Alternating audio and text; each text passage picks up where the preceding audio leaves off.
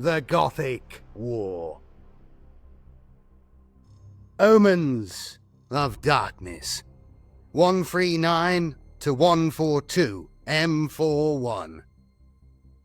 Many Imperial scholars believe the Gothic War to have started several years before the first invasion fleets actually entered the Gothic Sector. With hindsight, a number of seemingly unconnected events can be linked together, warning of the darkness and bloodshed that was to come. Although the bulk of the Imperium's defences around the Eye of Terror were based in the area known as the Cadian Gate, there are many monitoring stations throughout the Segmentum Obscurus. These outposts are constantly raided and attacked by the Emperor's foes. But during the mid-2nd century of the 41st millennium, the number of these attacks dramatically increased. Most important of all, in the eyes of scholars, is the attack on the watch station at Arx. Due to its low priority and importance, Arx was inhabited by only a skeleton garrison of Imperial Guard, whose duty it was to protect the few tech adepts required to maintain the station's observation equipment. Early in 139, the scout frigate Ascendance received a garbled plea for help from Arx Station's aging astropath. The attackers were unknown, and when reinforcements arrived 4 months later, there was no sign of those responsible. The Imperial Guardsmen stationed on the planet had been wiped out.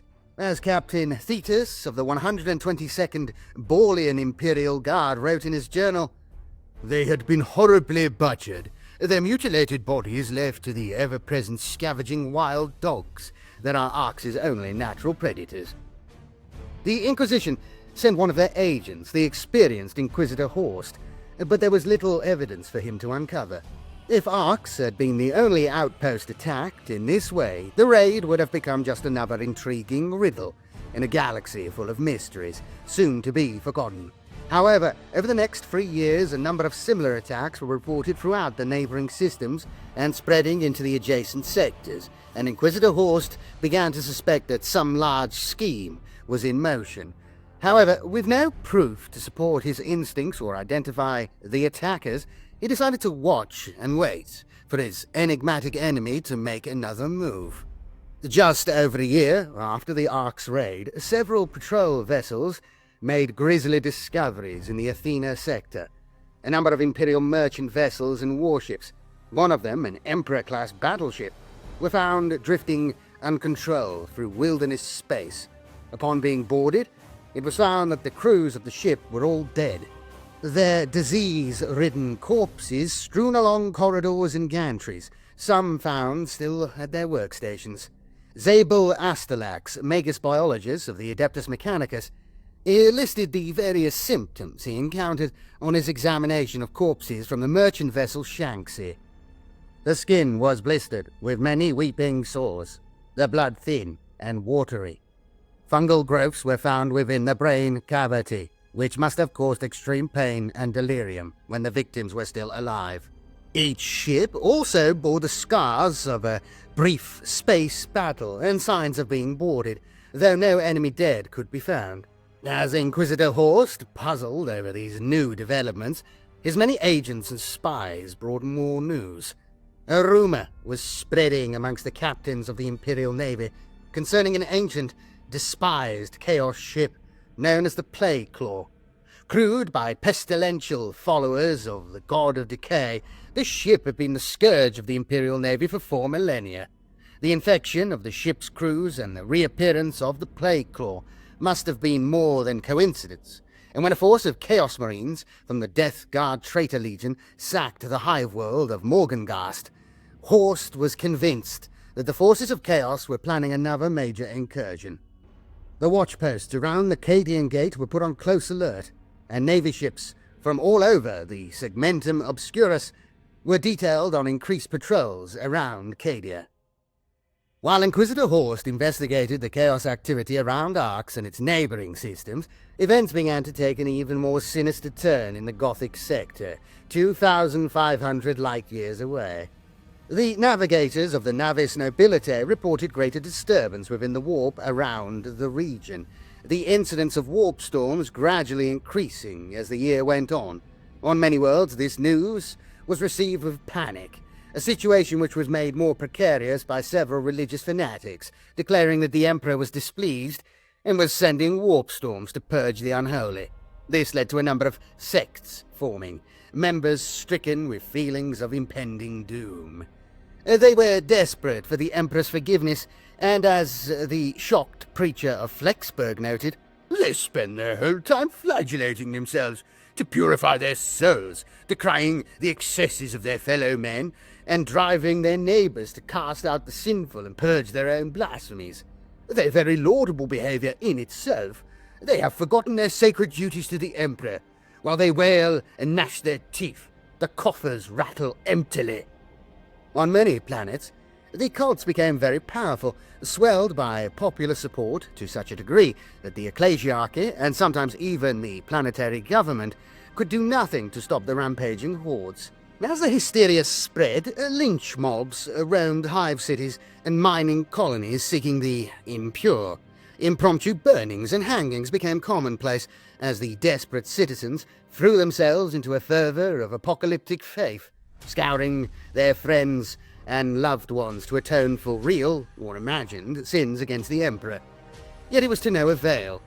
Fleet Admiral Bratha, when sending a message to the naval base at Portmore, lamented, "And still, the warp swirls and rages, and the situation becomes ever more desperate." Under cover of widespread paranoia, secret cults and covens insinuated themselves into positions of power, subverting ever more people to their twisted causes. Misguided followers of the Dark Gods openly proclaimed that chaos would save humanity when the Emperor had turned from them. Thousands, even millions of Imperial citizens were deluded by false promises, flocking to these calls, and the Inquisition was hard-pressed to root out every cult member, deviant and heretic. To make the situation worse, several naval vessels were destroyed in dock by reactor overloads and magazine explosions, though official reports declared the incidents the result of poor maintenance, faulty ammunition, or other ordinary causes. Many readily believed the tales of sabotage and rebellion within the Navy's own ranks. While the Gothic Sector was being engulfed in anarchy and confusion, to say the least, Horst was searching for more clues to the plans of the heretics. When he heard of a chaos attack on the Imperial world of Purgatory, he demanded to accompany the investigating fleet. There was one thing which made Purgatory different from dozens of other raids: the device known only as the Hand of Darkness. Its existence known only to a few of the most trusted members of the Inquisition, the Hand of Darkness was an incredibly ancient alien artifact located deep beneath the surface of Purgatory. All attempts to divine its purpose had proved fruitless, yet distant legends from older races such as the Eldar spoke of the Hand of Darkness with horror and revulsion. It was widely believed to be a weapon of immeasurable power, although its exact function was a mystery. When Horst arrived at Purgatory, the Inquisitor's deepest fears had come true. The Hand of Darkness was gone. If the followers of Chaos learned how to activate this unimaginably potent weapon, who could tell what destructive power they could unleash on the forces of the Imperium? Horst knew of another artifact connected to the Hand of Darkness in the old myths, called the Eye of Night. It was located on the rattling planet of Ornsworld. As Horst sped towards it on the fastest ship he could commandeer, a report came in of an attack on the Rattlings. A small force of renegades had landed close to where the Eye was embedded in an ancient statue, worshipped as a god by the Rattlings in pre-Imperial times. After a brief skirmish, an Imperial Guard recruiting force stationed near to the Chaos Force's landing site drove off this initial foray. However, a month later, Chaos ships blockaded Ornsworld, and a full-scale invasion began. The defenseless Rattlings stood no chance against the depraved Chaos Marines, and the death toll reached millions as the hills and mountains were scoured with fire and shells by their followers of the Dark Gods. Lieutenant Compton Hawkins, attached to the recruitment team, recorded the scenes that followed the attack. Piles of rattling skulls towered over the plains, Funeral pyres blacken the skies as the traitors systematically wiped out everything in their path. The small settlement of Esmeralda's Dale is now but a smoking crater, the bones of its 4,000 inhabitants crushed to powder and scattered over the surrounding area. A powerful seismic detonation brought down the mountainside of the Great Belly, sweeping away 7 towns and 82,000 rattlings in a tide of crushing boulders and boiling mudslides. Amongst the carnage, the Eye of Night was torn from its mounting, and the thief slipped away into the stars. The forces of chaos now had both the Hand of Darkness and the Eye of Night, and with them, perhaps, the power to overthrow the Imperium in its entirety. Inquisitor Horst was tormented by a single question: where would they strike first? The answer was to come all too soon. The old Inquisitor began compiling scattered reports of unusual activity in an ever-widening area, and learned of the disruption engulfing the Gothic Sector. As he headed for the region, more reports of sightings of Chaos vessels came to Horst's attention, reinforcing his belief that the Gothic Sector was to be the arena of this latest incursion. A month after Horst arrived in the sector, 3 years after he had begun investigating the Ark's raid, a cataclysmic shockwave passed through the war. The massive storm engulfed the Gothic sector in swirling tempests, cutting the area off from the rest of the Imperium. Whatever happened next, the ships and warriors of the Gothic sector would face it alone. Surprise attack. 143 M41. The first outright battles of the Gothic War were fought as the year 143 M41 came to a close. During the first few months of conflict, Chaos fleets launched a number of wide-ranging all-out attacks against Imperial Navy bases within the sector. Reports of attacking Chaos fleets flooded in from all across the Gothic sector. Much planning must have gone into the all-important first strike, as the Chaos fleets targeted a dozen major Imperial bases in the Gothic sector. With no warning, the renegades struck hard and fast, ambushing Imperial warships as they were in dock or orbiting around their stations. Caught unawares and already overstretched by the increasing tension within the sector, the Imperial Navy was poorly prepared to respond to this sudden offensive. At Bladen, the Rhadamanthine had her starboard flight decks blown clean off by torpedoes, while Echere, Doomfire bombers from the Heartless Destroyer, damaged the warp engines of the Lord Sylvanus so severely that it took nearly 2 years of constant repairs for the ship to be able to make warp jumps greater than 5 light years. Orbiting stations also fell to the Chaos invaders, destroyed or captured by the swiftness of the attack. The loss of many of these orbital shipyards, such as Tripol Docks, Port Imperial, and Gathara Station, were doubly felt. Not only were Imperial ships badly in need of refitting, but the means to do so were being put to use by the enemy. Captain Grove of the Admiral Drake, an old Relentless-class cruiser used as a training vessel, was one of the few survivors of the attack at Hallam Net base in the Cyclops cluster, which typified the style of attack used by the Chaos vessels. Grove and his crew were lucky to escape, as his entry log shows. Fourth watch, 3rd day of Euphosteles. Under attack from renegade vessels. They approached from starward, blinding our surveyors. Long-range torpedo strikes have destroyed the Vanguard, a Dauntless-class light cruiser, and crippled the Indomitus Imperius, a Lunar-class cruiser. Broke from dock with the reactors still at 75% of operational capacity. Engaged in short-range exchange with squadron of renegade escorts, disabling our starboard batteries and destroying the torpedo tubes. Fires broke out in the port quarter galleries. The emergency bulkheads had to be lowered. Casualties estimated at 5,000 or more, many of them gun crews on the starboard decks. We are attempting to disengage, trying to avoid a slaughter class coming in around Hallam Net's gravity well, ordering all available power to the engines to outrun him. Time to visit the chapel and pray for the Emperor's protection.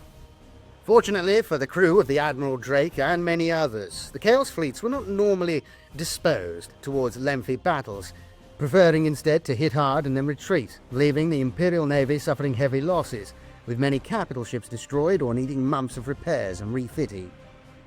However, the Chaos fleets did not achieve total success. In a few battles, the traitors suffered serious reversals, most notably during the defense of Hive-World Aura, when one of the many Chaos War fleets led by Chaos War Master Malefica Arkham ambushed the Imperial battle group which was stationed at Aura. They did not, on this occasion, find their enemy taken unawares and helpless. Having just received orders to help put down a rebellion in a neighboring system, the Imperial battle group, led by Captain Compel Bast on the battlecruiser Imperius, was just preparing to break orbit. Already at full alert status, the Imperial ships easily evaded the raiders' initial torpedo salvo and counterattacked. What happened next is best summed up by Bast himself.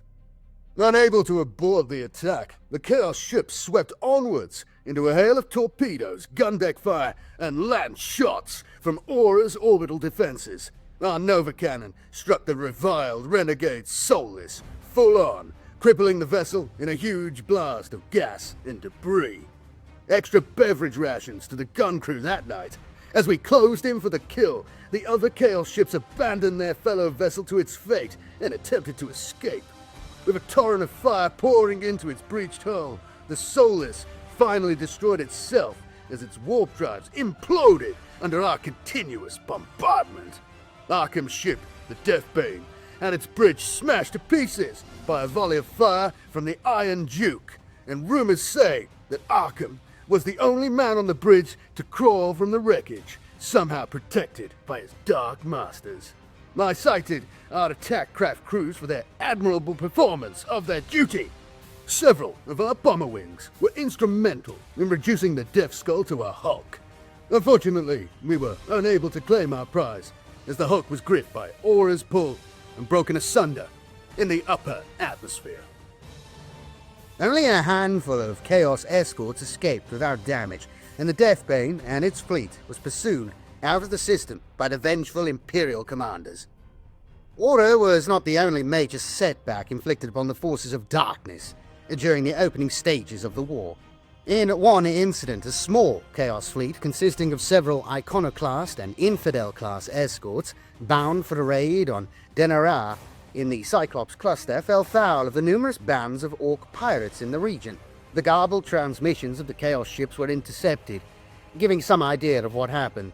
Using their traditional tactic of lurking in an asteroid field for an unwary victim, the Orcs leapt from hiding and plunged into the heart of the Chaos fleet.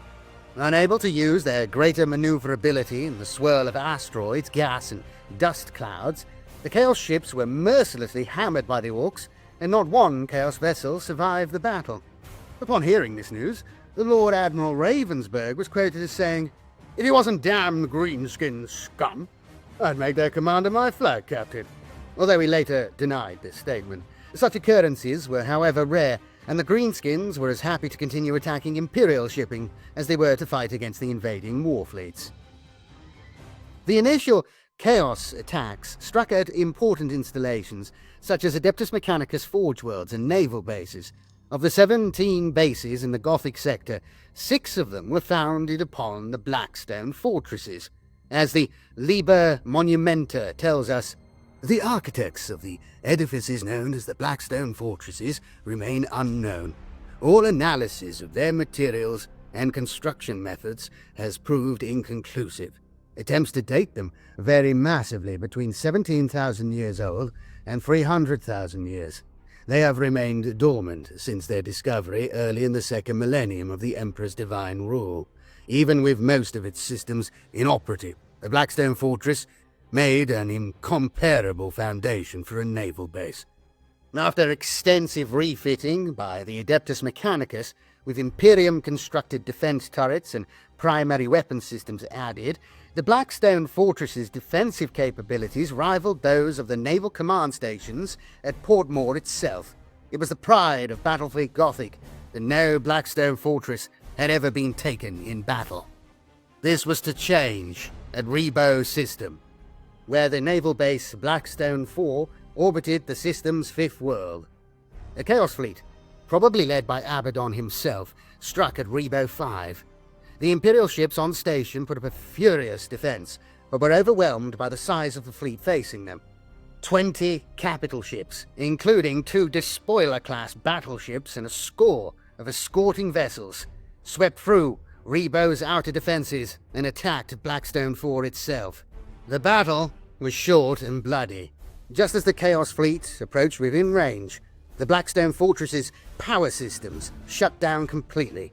With the energy grid dead, the guns were unable to fire, the armoured gates to the attack craft base couldn't be opened, and the personnel on board were defenceless. Soon after this information was projected by the station's chief astropath, Blackstone 4 fell to invaders. There was no more news from Rebo, and it was assumed there were no survivors. This was to be the first of a number of critical blows that shook the Imperial forces right from the outset of the war. Even as Abaddon pushed home his attack at Rebo, more disaster was to befall the loyal defenders of Gothic Sector. At Savaven, a cardinal world of the Ecclesiarchy, a few system defense ships could do little to protect their planet against a new and awesomely powerful vessel. Simply dubbed the Planet Killer, this monolithic ship bristled with gun decks, lance batteries and torpedo launch systems. As the defense monitors withdrew from its implacable advance, the Planet Killer achieved orbit over Savaven. Jeremiah Soldigan, commander of the Orbital Defense Forces, was later to record the dreadful events to follow. Within the Planet Killer's central cavity, we could detect a massive power surge. Energy crackled from a number of ports on the hull. Then, with a blast that blotted the sun from our scanners, it opened fire. The energy beam lasted for about half hour. Emperor knows how they could generate that much energy. We linked into the planetary surveyors to see what was happening on the surface. That bolt bored its way through miles of the planet's crust and seared through the mantle beneath. As the attack finished, the magma surged forth through this continent-sized wound, breaking apart Savaven from within. The seas boiled into the skies, the ice caps melted, and whole continents sunk beneath the tidal wave. With such an unimaginable release of energy, Savaven was blown out of her natural orbit and flipped over on her axis. I guess nobody was alive by then, but if they were, they didn't last long. Like a ration pack, crushed in your fist. Savaven just crumpled in on itself, then broke up into thousands of fragments. There's just an asteroid field there now.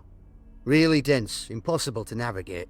There were 14 billion people living on Savaven. 14 billion dead in an hour.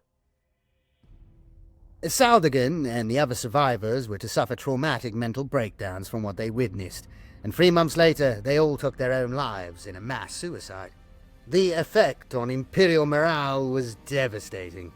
All had heard of exterminatus with fusion torpedoes, virus bombs and mass drivers, but to know the enemy had the ability to destroy an entire planet, not just all life on it, must have been the most chilling thought that any naval crewman had ever faced. As the Imperial Navy reeled at this news, Inquisitor Horst was left wondering if this was the power gained from the possession of the Hand of Darkness and the Eye of Night. If it was something else, then perhaps even worse news was to come. A constant problem for Lord Admiral Ravensburg, a commander of the entire Battlefleet Gothic, was the presence of a large number of Eldar in the sector, making swift forays from their hiding places within the Grail Dark Nebula. It was even widely believed that an Eldar craft world was in the Gothic sector during the war, though there were no confirmed sightings and its location was never determined. Of the pirate forces plaguing the Imperium, the forces called the Executioners became highly active as the Gothic War progressed, until the number of their raids and attacks had increased from 3 in 143 to 8 in 147. Unable to track the sophisticated Eldar ships back to their base and strongly suspecting that they were connected in some way to the elusive craft world, Ravensburg could do little to defend against the aliens, and it was up to individual battle group commanders on how best to act against their slippery foe. Not only the Eldar preyed upon the transports and merchantmen of the Imperium. Bands of human pirates, renegades from the Eye of Terror, and even the vessels of other alien races all increased their activity. Called wolf packs by the naval officers who chased them, these roving bands of small vessels hunted the ships and convoys of anybody and everybody. Admiral Coburn of the 2nd Battlecruiser Fleet noted bitterly, "If it came to a straight fight, there would be no match for our guns. But the raiders are canny, and never risk open battle if they can avoid it. The packs nibble at the heels of our convoys, capturing a single transport here, a merchant vessel there.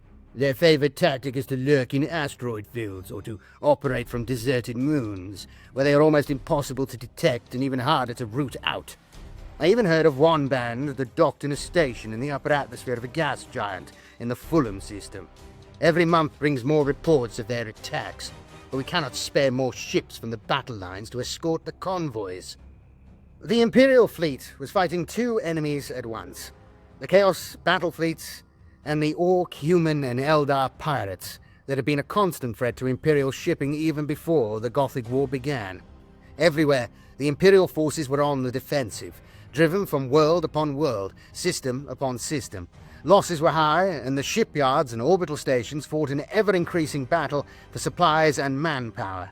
Darkness had descended upon the Gothic Sector, and it looked as if the light would never return. The Black Stone Fortresses, 144, M41. The Imperium was beset by many Chaos fleets led by individual war masters. Estimates vary from 8 enemy fleets to 20 or more. Each was a rival to any battle group Lord Admiral Ravensburg could muster at the time. One in particular, led by the hateful Abaddon himself, was to pose the most serious threat of all. With the threat of Abaddon's planet killer looming over them, many Imperial worlds surrendered without a fight. Subsector after subsector fell out of Imperial control, and with them a number of shipyards and orbital docks.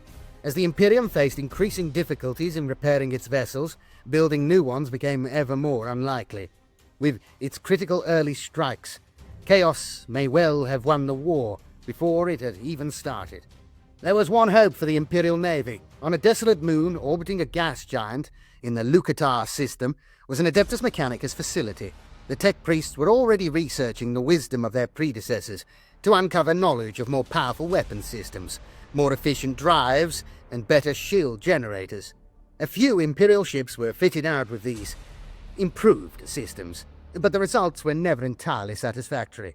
A ship could only provide so much power, and if gunnery was improved, communications would suffer. If the engine power was increased, the shield generators could not be sustained. The search continued, with each new development slightly more successful than the last. Then, the ships of Abaddon arrived. Commodore Vandes, commanding 202 Red Squadron, consisting of 4 sword-class frigates, was among the first Imperial vessels to sight Abaddon since his attack on Blackstone 4. Second Dogwatch. 19th day of Aphrodite, Lucatar system. The reports from the Guardian stations were correct. Our assayers have picked up an energy pulse of unimaginable magnitude. The crew are whispering fearfully, "the planet killer." But that was last sighted in Savia, 65 light years away. We are proceeding at full power to investigate. 9th watch, 19th day of Aphrodite, Lucatar system. Even seeing it with my own eyes, I did not believe it. Several renegade capital ships are heading in-system with a dozen escorts. With them is a Blackstone fortress. Damn my eyes, but it's true. It looks different, more organic, and somehow alive, if that were possible. Our surveyors have picked up several weapon systems which are not Imperial in construction. How have they managed to wake the beast? The Emperor's blood. They're building up energy to fire, even at this range. 3rd watch, 1st day of Sanaclus. Imperium. We have left behind what remains of Lucatar Station. The captured Blackstone Fortress proved almost impregnable to our weapons. Those few of us who could fight through to attack it. It has weapons the like of which I have never seen, even when fighting Eldar pirates or chasing down Thrall raiders in their Bayern Moor. The fortress has pummeled Lucatar Station to rubble, taking only a few minutes with all its armaments brought to bear. There's only a 7 light years jump from here to Brynniger, where Blackstone 6 is stationed.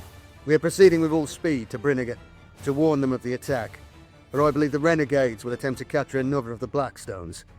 I pray to the Emperor we can stop them. Even with Valdez's warning, there were few available ships left to defend at Blackstone 6. As with the capture of the first fortress, the Chaos Followers had some means of controlling the Blackstone fortress from afar, able to shut down its power systems and turn it into a death trap for the tens of thousands of personnel aboard.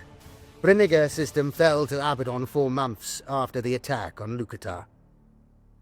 While Lord Admiral Ravensburg pondered the many military and logistical problems facing his isolated sector, he was visited by Inquisitor Horst. What passed between them was never recorded, though it is widely believed that the revered Inquisitor told Ravensburg of the Hand of Darkness and the Eye of Night. A plan was formulated to try to recapture the Blackstone fortresses by covert means, rather than open attack. However, before this plan achieved any visible results, news came through of another assault by Abaddon's fleet, this time at Blackstone 1 in the Phalaris system. The personal log of First Lieutenant Elijah Borgia of the Vindictive was recovered from the hulk of the ship, found floating towards the Phalaris star. We are in luck today. Abaddon's fleet has attacked from the other side of Phalaris too, which means they'll have to dare the orbital and planetary defense systems to get to Blackstone 1. We have only just upgraded our weapons on Phalaris 2 for just such an occurrence, and I doubt, even with his 2 fortresses, our enemy will survive. Borgia's early optimism was to be cruelly shattered. The 2 Blackstones have taken up station 5,000 leagues from each other, some 75,000 leagues from Phalaris 2, and just out of range of the weapons platforms, except for the torpedo launchers. We are picking up an energy surge in the 2 fortresses. They're powering up for something. Tech Priest Flavix says there's some kind of energy exchange between them. Emperor's teeth, I can see it myself now. A column of shifting energy linking the 2 fortresses together. The surge is still rising, the power beam becoming more visible. The damned astropath is screaming now, yelling something about a breach into warp space. What hellspawn trick are they up to? Oh my! Other recovered evidence points towards an energy beam being unleashed towards Phalaris 2. The Vindictive was caught full on. Her shields overloaded instantly and outer hull vaporized as the energy wave passed over the ship. The Phalaris 2 was later found with its atmosphere stripped off and the surface scoured to a rocky plain. Of Blackstone 1, there was no sign. The war continues. 144 to 149, M41. Across the entire Gothic Sector, the Chaos and Imperial fleets clashed. For 5 years, the battles continued, with the death toll on both sides running into billions. Planets were invaded and recaptured, fleets ambushed, bases attacked, and all the while the sector was isolated from any outside help. From Hammerhead Deeps to the Cyclops Cluster, Imperial ships fought desperately to hold back the Chaos ships that spilled into the Gothic Sector. In some areas, the Emperor's forces were held back by the ferocity of their foe, while other regions, protected by more skilled or experienced battle group commanders, held against the initial impetus of the Chaos attack. It is impossible to chart exactly the ebb and flow of battle, and many worlds changed hands 4, 5, or even 6 times during the period of fiercest fighting. By 147 M41, the Lycides subsector was almost entirely overrun, and Chaos ships held sway in over a dozen systems surrounding Port Moor. However, in the Cyclops cluster, the Orcs gave the Chaos vessels stiff resistance, and from staging points in the Quanrock Sound, the Imperial fleet launched many counterattacks, pushing back the spread of Chaos for months before being forced to turn their attention to incursions elsewhere. While the Imperial Navy and the Renegades dueled across the stars, the attacks from Orcs, Eldar, and human pirates increased. With the watchful eye of the Imperial Navy elsewhere, these bandits had an almost free rein. Convoys were captured, Raiding parties sacked cities, and on dozens of worlds, millions died from disease and starvation. Those convoys that did get through safely often found enemy warships prowling through their destination system, blockading all craft entering and establishing a stranglehold on the worlds they besieged. On the hive world of Stranavar, 3 hive cities, with inhabitants running into 100 billion souls, were overcome with rioting due to the shortages of drinkable water. With no incoming supplies, the world's own recycling centers were unable to cope, and 4/5 of the population died from dehydration before the next convoy managed to break through the Chaos blockade. The docks and shipyards were frequently starved of supplies, and ships which put in for repairs and rearming were often sent into battle with only makeshift refits and half-empty magazines. While Lord Ravensburg's forces struggled with the ships of the Chaos War Masters, the Imperial fleet made significant progress against another deadly foe. A rough confederacy of nearly 24 pirate bands had gathered in the Quinrock Sound. With over 50 escort-sized vessels, a captured Gothic-class cruiser, and 2 salvaged Lunar-class cruisers, the Marauders had become a serious threat to the security of shipping in the subsector. Lord Admiral Ravensburg, unable to turn his attention from stemming the Chaos incursion, ordered Fleet Admiral Morndark to deal with the pirates in any way he saw fit. Morndark drew ships from battle groups across the sector, including the Sword of Orion, Havoc, Uziel, Fortitude, and the fearsome Siprapubate. Along with these capital ships, Morndark also took command of the 24th Destroyer Squadron, the Widowmakers, the 1st Frigate Echelon, Eagle Claws, and the sword-class frigates of the Anvil 206 Patrol Flotilla. With a large convoy of empty transports, Morndark lured the pirates into attacking. When the Imperial ships counterattacked, Morndark ordered that at least one of the renegades be allowed to escape.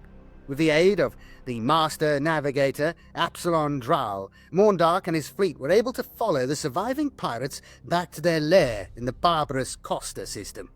Confident in the knowledge that they were safe in their den, the pirates had given little thought to defenses.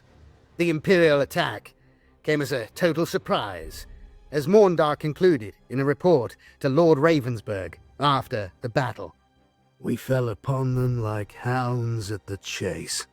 They tried to scurry and bolt for their holes, but my escorts were ready for them. The Siprapubate herself claimed 15 kills that day, and their losses must have been in excess of 30 ships in total. Many fled to the surface of Barbarous Free, thinking themselves safe from our guns. How wrong they were. Using plasma torpedoes, modified by Magus Ulian of the Adeptus Mechanicus, we set fire to the atmosphere of the near-deserted world, burning them out. Only 3 vessels emerged from the conflagration, asking for clemency. Our guns showed them the mercy of the Emperor. With a large proportion of the pirates dealt with in one blow, Ravensburg was able to concentrate his forces onto fighting back against the Chaos fleets once again. The Imperium Resurgent, 150 to 151 M41. For the first 7 years of the Gothic War, the Imperium had been fighting defensively across an extended battlefront. As 150 M41 passed into the year 151 M41, Lord Admiral Ravensburg decided to take the fight to the enemy and claw back what had been taken. Knowing that although the Chaos ships were more numerous overall, they were divided into many smaller fleets, it was Lord Ravensburg's hope that he could destroy his attackers if he could bring the weight of Battlefleet Gothic to bear against each of the Chaos fleets individually. This was a very risky ploy, because to amass the battle fleet in any strength meant weakening convoy escorts, system patrols, and squadrons on anti-pirate duties. Ravensburg stated his reasons in a missive to Inquisitor Horst, saying, "These are troubling times that require resolute action. If we do not act boldly and with the confidence of the Emperor, we will be bled dry within 10 years. We will have lost the whole sector to our enemies.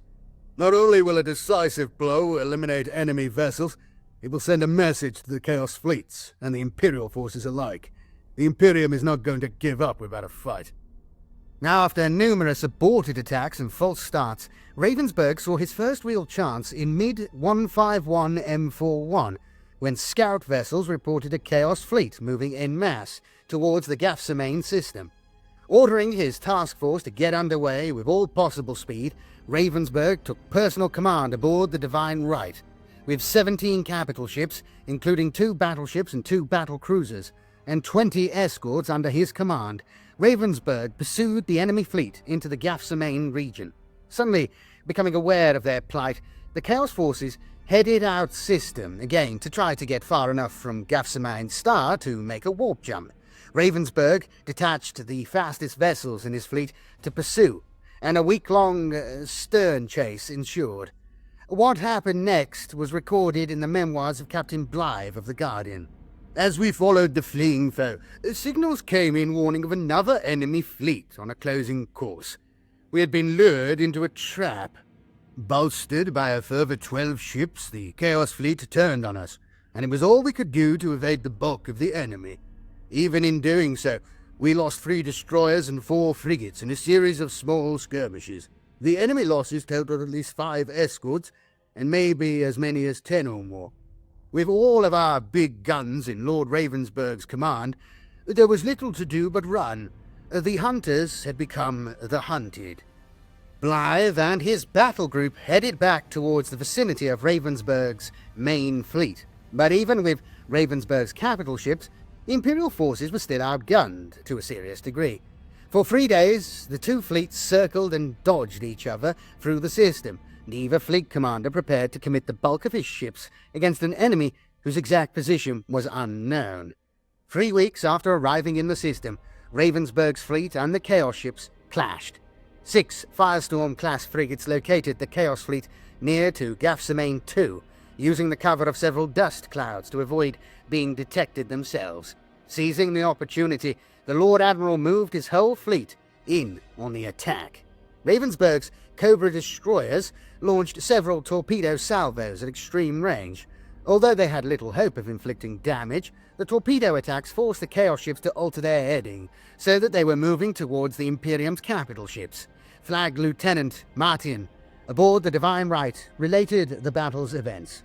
Forced into a head-on clash with our fleet, the Chaos vessels came off poorly in the initial exchange of fire. Salvos of torpedoes screamed into their fleet.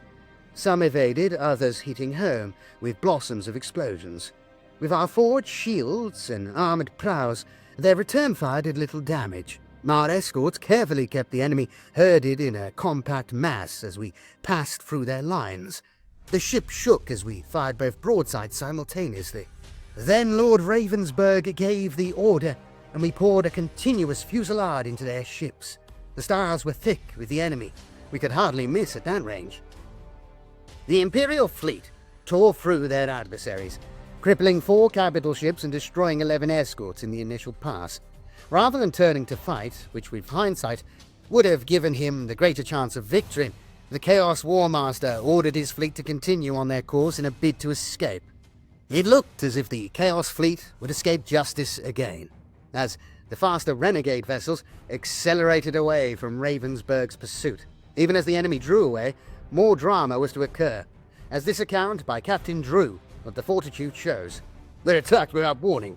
1 minute the screen was clear, the next a veritable armada of Eldar ships had appeared in front of the Chaos fleet. Recognizing the colors of the executioners among their vessels, we feared for our lives, even as we attempted to haul onto a new heading. Our dread became ecstatic happiness. The Eldar attacked the enemy, not us. I remember hearing cries of joy across the bridge as a pulse of lance shots burned through the hull of one of their battleships, sending debris tumbling and flames crawling along its upper gun decks. Caught between the attacking Eldar and Ravensburg's fleet, the Chaos ships were annihilated, although a dozen more of the Emperor's vessels were crippled or destroyed before victory was finally attained.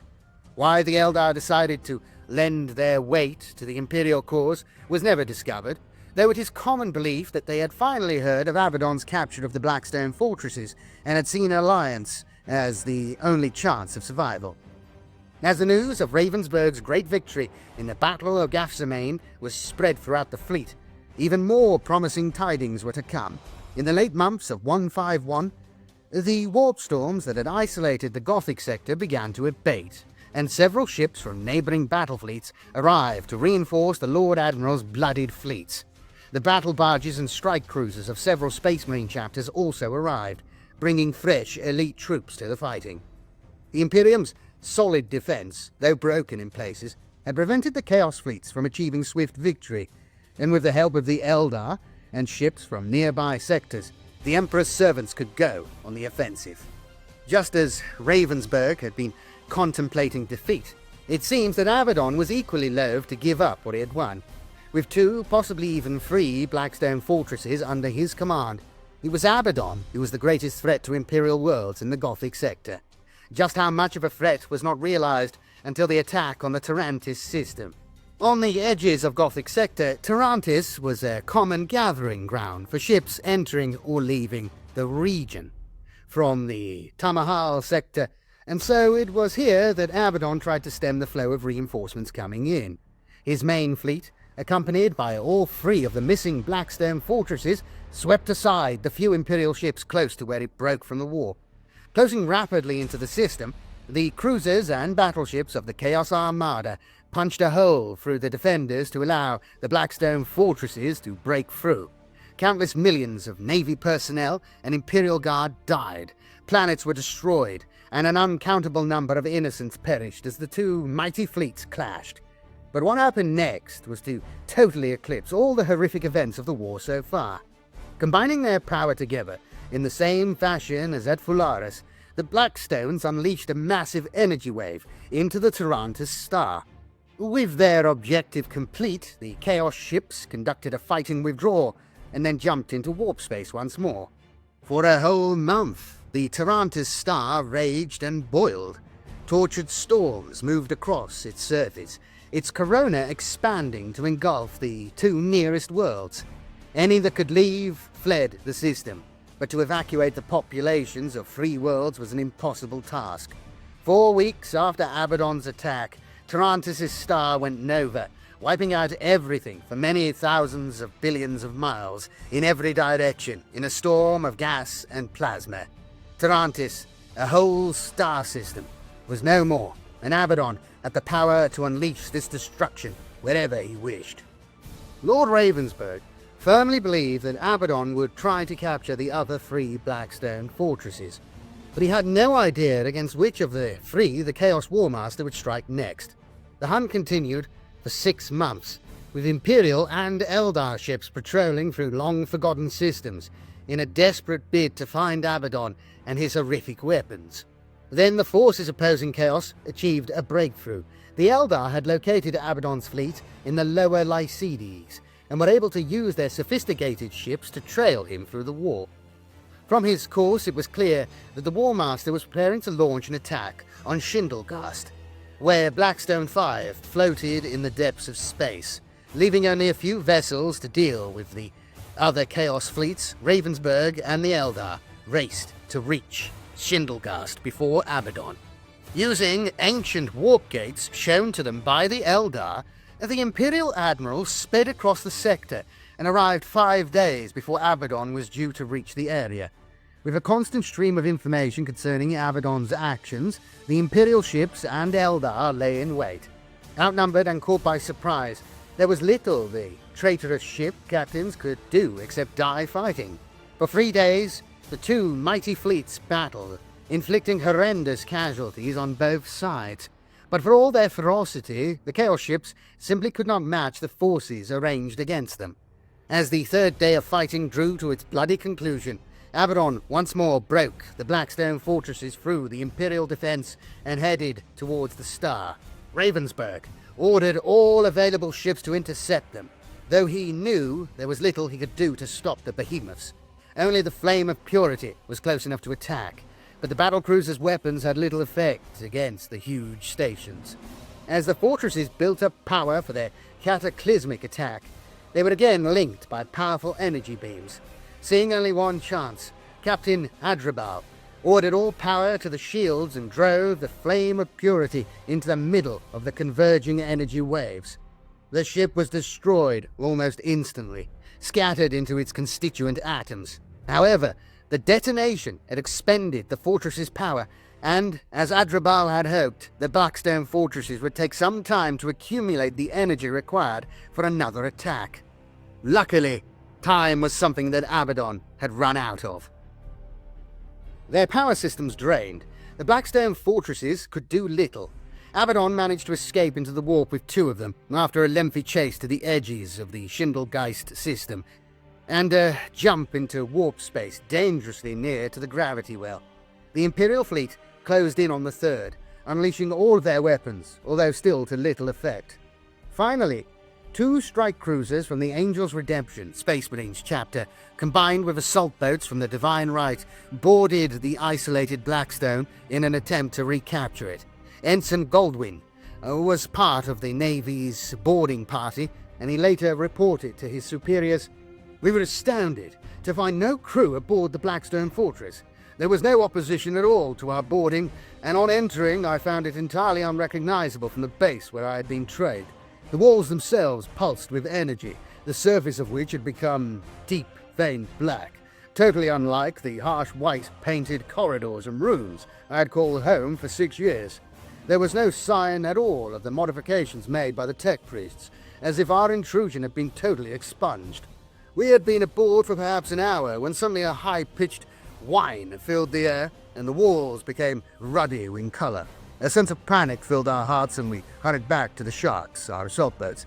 We were just in time, as no sooner had we left than the fortress began to break up, slowly shattering into thousands of fragments.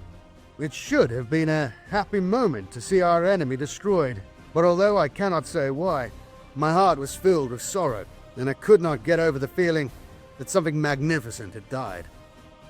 At about the same time the recaptured Blackstone destroyed itself, the other fortresses across the Gothic sector also self-destructed. Nobody at the time knew whether the Blackstones, under Abaddon's control, had been destroyed in a similar fashion. That knowledge would only come with the launching of the 13th Black Crusade, and the terrible events which followed. How or why the Blackstone fortresses were obliterated remains a mystery, but Inquisitor Horst reportedly said to Lord Ravensburg, "Who can tell what Abaddon could have done with all 6? Some things are too dangerous to be allowed to exist, and someone or something decided that the Blackstone fortresses are amongst those things." The closing years. 152 to 160, M41.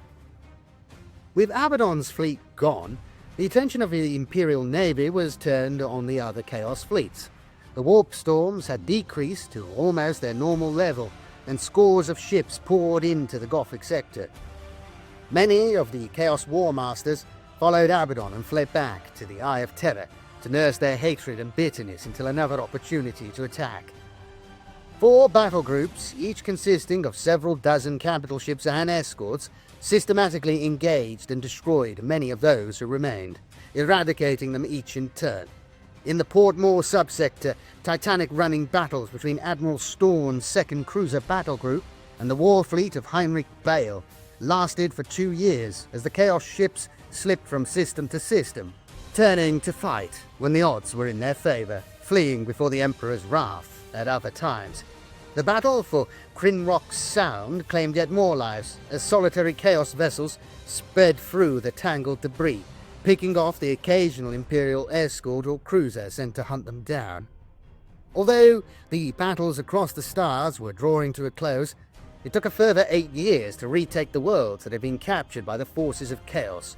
Many of them were utterly devastated, their populations enslaved or sacrificed to the Dark Gods, the lands ravaged by war. Slowly but surely, the Imperial Guard scoured these planets of the taint of Chaos. The missionaries and confessors of the Ecclesiarchy set about restoring faith in the Emperor, and the Inquisition hunted down those who had collaborated with the followers of the Dark Gods. However, the fight is never truly finished.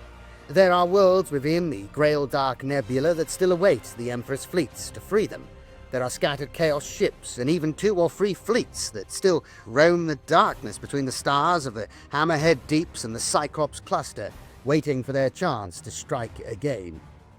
As more warships of the followers of Chaos departed or were destroyed, Ravensburg ordered 2 of the large battle groups to concentrate on the pirates, who had grown powerful during the carnage. Like the Chaos fleets, they were each hunted down in turn, many of the bands breaking up and seeking sanctuary in forgotten star systems and in uncharted asteroid fields. The orcs of the Cyclops cluster became the target of extensive pogroms, forced from worlds where they had enslaved millions, smashed from star systems where their crude ships had preyed upon Imperial shipping. 20 years of war had left deep scars, and it will still take centuries of blood, sweat, and toil to repair the harm, both physical and spiritual, that has been wreaked by Abaddon and his minions, and that may be nigh impossible since the fall of Cadia and the birth of the Great Rift.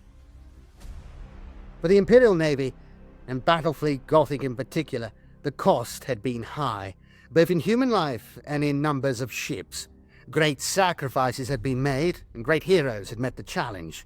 Through the determination, courage, and loyalty of every man in the Navy, the war had been won. The High Lords of Terror recognized the efforts of the entire Sector fleet, and the name of each crewman who served in the war, from Lord Admiral Ravensburg to the lowest rating on the smallest merchant ship, was engraved upon a specially constructed monolith, which stands 10 times the height of a man in the chambers of heroes in the Imperial Palace itself.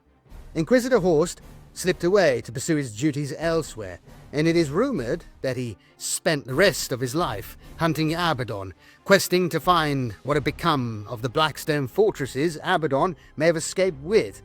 Of the success of his self-imposed mission, no report has ever been made, and he has not been seen since the end of the Gothic War. Through those dark times, the Gothic Sector had survived, and life would eventually return to some form of normal for the brave men of the Imperial Navy. The running battles with Eldar pirates, the constant search for treacherous smugglers, the crushing of heretics and rebels, and the 1,000 other jobs for which humanity owes the Imperial Navy its eternal thanks. May the Emperor protect. And there we have it. The history of the Gothic Sector War, which I think is a nice complementary piece to the recent readings I've done of Execution Hour and Shadow Point, which are novels which concern some of the major events in the Gothic Sector War, such as Inquisitor Horst's tracking down of the mystery of what Abaddon was doing, the Planet Killer, the alliance with the Eldar? My mind went blank. And it's got some amazing characters in it. Leyrton Semper, Maxim Barossa, of course, a fan favourite. But yeah, fantastic little compliment to that, and a great bit of the lore, one of my favourite bits. The Battlefleet Armada games are also a good complementary to that. If you want to go and watch the cinematics for them, I recommend them. They're really good at visualising this. And those games as well were pretty sick as well. It's a shame the multiplayer died so soon. I was really into that. But anyway, I will see you all again soon. More stuff is coming up, so stay tuned. Please like the video, subscribe if you're not subscribed. Let me know in the comments what you think. All these things really help the channel, to the channel grow and help me out. If you'd like to directly support, I really, really appreciate that, as these fine gentlemen have here, as their names are scrolling past, and you will get your name on this board as well. If you'd like to do that, you can become a YouTube member by clicking the join button down below and become a direct supporter of the YouTube channel. Or you can become a patron on Patreon or over on Subscribestar if you prefer. Thank you all for your continued support. I really appreciate it. Thank you for your patience as well. Channel's been a bit ropey with content delivery last couple of about 2 months or so. I've had some big life events occur. So yeah, bear with me. We should be back to normal, a normal-ish production output. I don't know. Stuff will be coming regular. All right, I'll see you later. Thanks very much for watching. I appreciate it, and I'll be back again very, very soon. Thanks again. Ta-ra. Bye-bye.